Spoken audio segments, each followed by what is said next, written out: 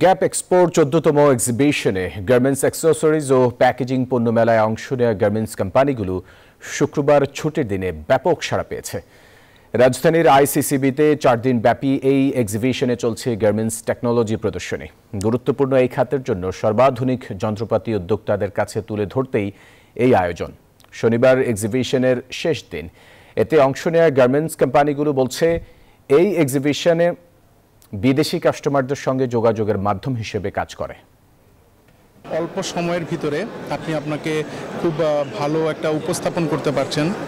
আপনি আপনার বায়ারের কাছে বলেন, আপনি গার্মেন্টসের কাছে বলেন, এবং এটা খুব ভালো একটা প্ল্যাটফর্ম যে একসাথে সব কিছু আপনি একই ছাদের নিচে পাচ্ছেন। বিদেশি যতগুলো এন্ড বায়ার আছে তাদের যে লোকাল অফিসগুলো আছে সেই অফিস থেকে প্রতিবারই এখানে আমাদের ভিজিট আসে, তারা দেখে যায় আমাদের নতুন কি প্রোডাক্ট আসলো, নতুন কিভাবে ইনোভেশন হলো।